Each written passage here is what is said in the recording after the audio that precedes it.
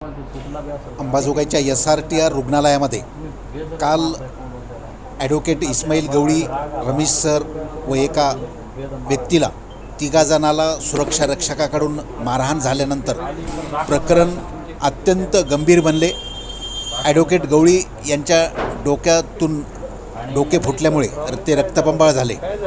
ही घटना वाऱ्यासारखी पसरली। काल दिवसभर रुग्णालयामध्ये याच घटनेच्या संदर्भात गोंधळ सुरू होता। सर्वात महत्त्वाचं म्हणजे सुरक्षा रक्षकांनी ज्या पद्धतीने यापूर्वी अनेकांना मारहाण केली, या संदर्भात रुग्णालय प्रशासन त्यांची बाजू का घेत आहे असा सर्वसामान्य माणसाला प्रश्न पडत आहे। रुग्णालय प्रशासनाने एकाही घटनेमध्ये ज्या सुरक्षा रक्षकांनी चुकीने रुग्णाच्या नातेवाईकांना मारहाण केली त्या संदर्भात एकही प्रकरणामध्ये कार्यवाही न केल्यामुळे लोकांमधला संताप, रोष वाढला आहे। आज बीड जिल्ह्याचे खासदार तथा अभ्यागत मंडळाचे अध्यक्ष खासदार बजरंग बाप्पा सोनवणे यांनी भेट दिली। कालही अनेक प्रमुख कार्यकर्त्यांनी, नेत्यांनी या संदर्भात अधिष्ठाता यांना चौकशी केली। मात्र दरवेळेप्रमाणे अधिष्ठाता यांनी सुरक्षा रक्षकाचा बचाव केला। प्रश्न बचाव का केला हाही नाही, एक संस्थेचे प्रमुख म्हणून त्यांनी त्यांची बाजू घेतली असेल। मात्र अधिष्ठाता यांनी तटस्थपणे रुग्णाचे हित, सुरक्षा रक्षकांचा बचाव तसेच डॉक्टर सर्वांचीच बाजू घेतली पाहिजे। जर सुरक्षा रक्षकाच्या कॅबिनचा किंवा त्या रूमचा CCTV बंद असेल तर ही अत्यंत गंभीर बाब आहे। आज खासदारांनी सुद्धा त्याच मुद्द्यावर अधिष्ठाता यांना जाब विचारला, मात्र ते या संदर्भात समर्पक उत्तर देऊ शकले नाहीत। इतर प्रत्येक ठिकाणचा CCTV सुरू आहे, मग सुरक्षा रक्षकाच्या कॅबिनचा ज्या ठिकाणी मारहाण केली जाते त्याच ठिकाणचा CCTV बंद का, या संदर्भात कोणालाही याचे उत्तर देता आले नाही। दुसरं महत्त्वाचं म्हणजे प्रत्येक वेळी रुग्णाच्या नातेवाईकाची किंवा इतरांची चूक आहे, सुरक्षा रक्षकांची काहीच चूक नाही का, असाही सवाल उपस्थित केला जात आहे। या कालच्या घटनेमुळे सर्व राजकीय सामाजिक संघटनेच्या प्रतिनिधींनी खासदाराकडे एकच मागणी केली की ॲडव्होकेट गवळी व इतरांना मारहाण केलेल्या सुरक्षा रक्षकांना तातडीने इतरत्र बदलावे। ते सुरक्षा रक्षक याच ठिकाणी पुन्हा कार्यरत राहिले तर कायदा व सुव्यवस्थेचा प्रश्न निर्माण होऊ शकतो। खासदारांनी या संदर्भात अभ्यागत मंडळाच्या बैठकीत हा ठराव घेऊन तो ठराव राज्य पातळीवर पाठवून या संदर्भात आपण पाठपुरावा करू असे आश्वासन दिले। मात्र अधिष्ठाता यांच्या वतीने कुठेही या संदर्भात सुरक्षा रक्षकाच्या संदर्भात निर्णायक भूमिका घेताना अधिष्ठाता दिसले नाही। ही भूमिका का, असाही सवाल अनेकांनी उपस्थित केला आहे। बी बिल्डिंगच्या समोर सुरक्षा रक्षकाची पत्र्याच्या डब्याची एक कॅबिन आहे, त्याही डब्याला जाळी असताना चोहोबाजूने कपड्याने पॅक केले आहे। खासदारांचे लक्ष याकडे वेधले असता खासदारांनी अधिष्ठाता यांना याच्या संदर्भात जाब विचारला, तीही उत्तर देऊ शकले नाहीत। खासदारांनी स्वतःच त्या ठिकाणी उभ्या असलेल्या सुरक्षा रक्षकांना बोलावून तुम्ही या कॅबिनचा चौबाजूने कशामुळं पॅक केलं अशी विचारणा केली असता कोणीही या संदर्भात उत्तर देऊ शकले नाही। त्यामुळे एकूण सुरक्षा रक्षकासंदर्भात व्यापक दृष्टीने विचार होऊन म्हणजे रुग्णालयातील डॉक्टर, नर्स, रुग्णालयातील कर्मचाऱ्यांचाही सुरक्षा झाली पाहिजे।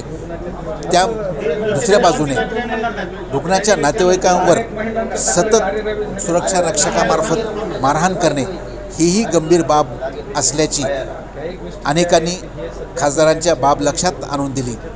खासदारांनी या संदर्भात सर्व दृष्टीने विचार करत या संदर्भात वरिष्ठ पातळीवर ठराव देऊन ठोस भूमिका काय घेता येईल या संदर्भात आश्वासन दिले आहे। यावेळी माजी आमदार पृथ्वीराज साठे, अमर देशमुख यांनीही खासदारांना अनेक उपाययोजना सुचवल्या। त्या संदर्भात आपण बैठकीत निर्णय घेऊ असेही खासदार बजरंग बाप्पा सोनवणे यांनी सांगितले। आता बघू काय होते पुढे बैठकीत। त्यांच्या डोक्यात काही असू द्या की तुम्ही ही पण एक पक्षाचा अध्यक्ष आहे, पॉलिटिकल पक्षाला आपण एकच करा की त्यांची तुम्ही कंप्लेंट करून हे करा, त्यांच्या कंपनीला तुम्ही आदेश द्या।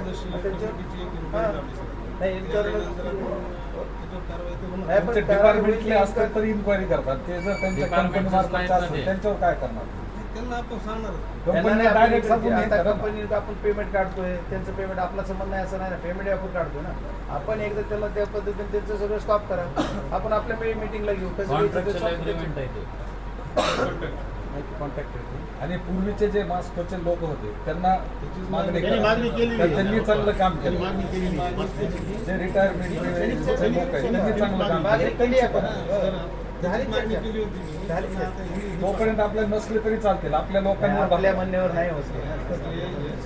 हे रोज जर घटना होत असतील लोकांना चांगले आम्ही सेपरेट प्रायव्हेट करू शकतो, म्हणणं बरोबर आहे साहेब। आपण शासनापर्यंत त्याचा विषय आता महाराष्ट्रामध्ये अनेक ठिकाणी काम करत असते बरोबर, पण अशा घटना कुठं घडलेले आमच्यात ऐकण्यात आली, इथं का घडतंय त्याचं काय कारण? या सगळ्या गोष्टीचा तुम्ही जिम्मेदार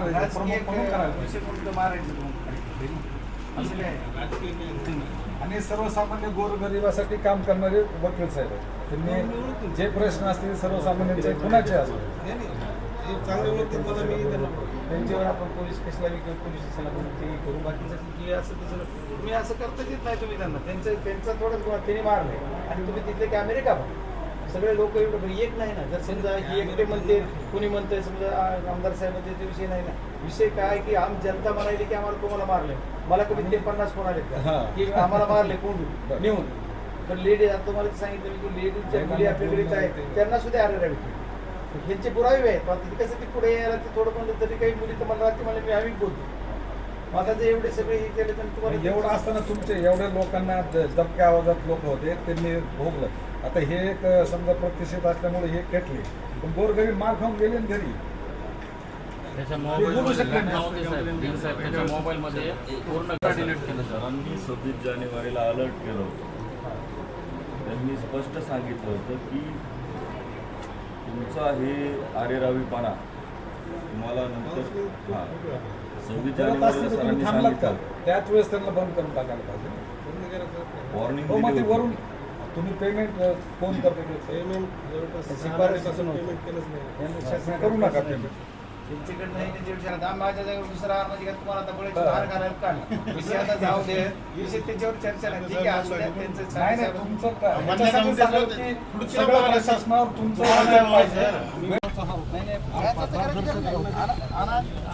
काहीतरी घटना करण्यासाठीच लावलं ना। कोण आहे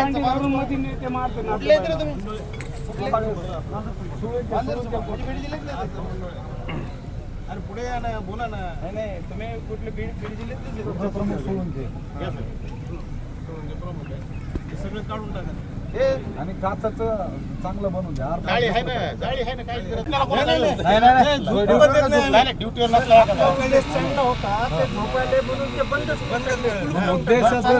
पालन करत नसतील तर तात्काळ काढा।